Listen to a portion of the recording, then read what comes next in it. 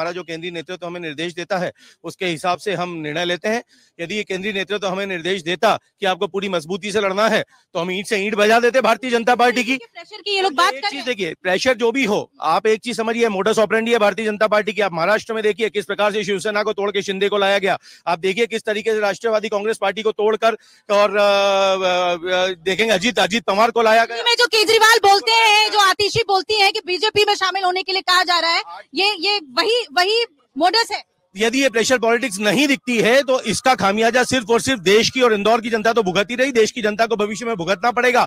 ये समझना पड़ेगा कि साइनो रशियन मॉडल जिसकी बात हमारी साथी ने की है, वो cyano Russian model Bharatiya Janata party लाने के लिए आतुर बैठी हुई है। आपको यदि लड़ना है तो आपको बिना डरे लड़ना पड़ेगा, पूरी क्षमता के साथ में लड़ना पड़ेगा।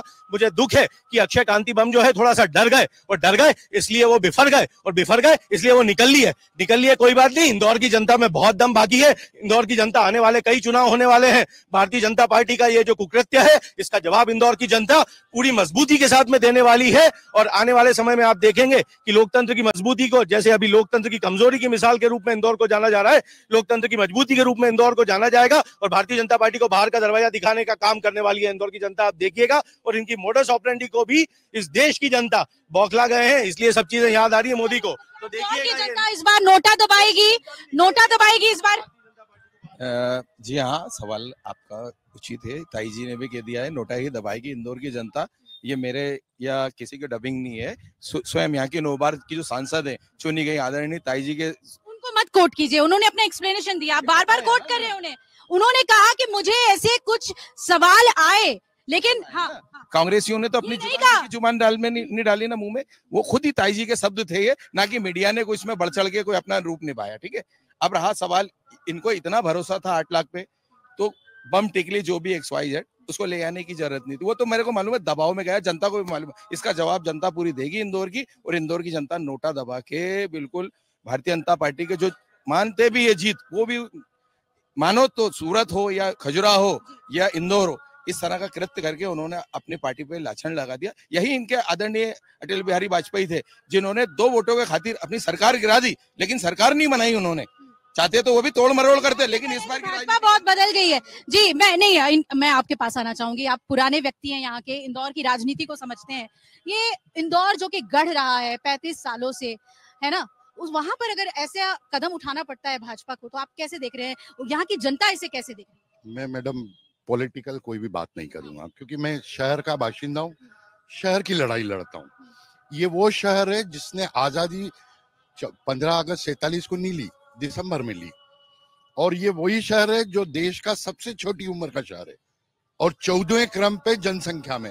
ये कॉस्मोपॉलिटन शहर है, धर्म राजनीति या दल का शहर नहीं है।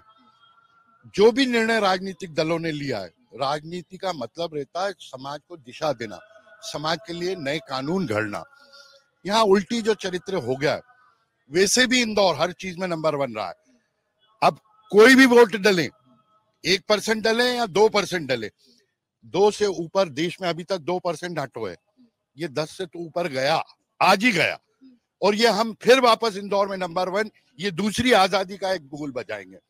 नाटो आएगा, सारे राजनीतिक दलों को पुनर्विचार करना पड़ेगा, वो अपना चाल चरित्र बदले, तभी समाज को निर्माण कर पाएंगे। अन्यथा ये लीचा चितर, ये तो ऐसा हुआ कि पड़ोस के घर में झगड़ा हुआ, उसकी पत्नी को बुला पुसला लिया और अपने पास रख लिया। ये रखेल वाला ये क्या जो बीजेपी के वोटर्स हैं वो भी नाराज हो गए हैं इस प्रकरण से? मैम, पूरा इंदौर इससे आहत है, कहीं ना कहीं इसका साइड इफेक्ट दिखेगा। बट हम लोग चाहते हैं कि ये चुनाव मुद्दों का चुनाव है, पर कोई भी हम जनता के युवाओं के मुद्दों पे बात नहीं कर रहा है। तो युवाओं के मुद्दों पे बात होना चाहिए कि इंदौर को हम कैसे स्मार्ट बना सके, इन विषयों पे बात होना चाहिए। जो आज हम लोग चर्चा कर रहे हैं, कौन आया कौन गया, ये तो पुरानी बात हो गई। जो जनप्रतिनिधि हैं, जो नेता हैं बीजेपी के, वो तो कह रहे हैं कि हम नंबर 1 है। उन्होंने ये कह दिया है, ऐसा लग रहा है जैसे कि अब कुछ बचा ही नहीं है इंदौर में करने के लिए। आप युवा हैं, आप बताइए क्या वाकई में यहाँ पर मुद्दे हैं, और अगर हैं तो वो क्या मुद्दे हैं? सबसे बड़ा मुद्दा हम कभी देखें तो अभी भी इंदौर में बेरोजगारी है। हम लोग जहाँ खड़े उसके पीछे कान्हा नदी, जिसको आज हम खाल नदी बोलते हैं, अब तक हम लोग इसमें 710 करोड़ लगा चुके हैं, बट अब तक हमको उसका इनपुट नहीं मिला। तो बहुत सारे मुद्दे हैं युवाओं के, जो हमको आगे इसको सॉर्ट आउट करना चाहिए और उन युवाओं के मुद्दों पे बात करना चाहिए। आप क्या कहेंगे इस पर? आप भी युवा हैं, बताइए। बेरोजगारी का एक बड़ा मुद्दा है। और जब इंदौर जैसे शहर में, जिसको कि एक कॉस्मोपॉलिटन सिटी कहा जा रहा है, कॉस्मो यहाँ का कल्चर है, इतने सारे कॉलेजेस हैं, यूनिवर्सिटीज हैं, उसके बाद भी ये कहा जा रहा है कि यहाँ पर बेरोजगारी एक बड़ा मुद्दा है। बेरोजगारी की तो लगातार सरकारें काम कर रही है और मिल भी रही है।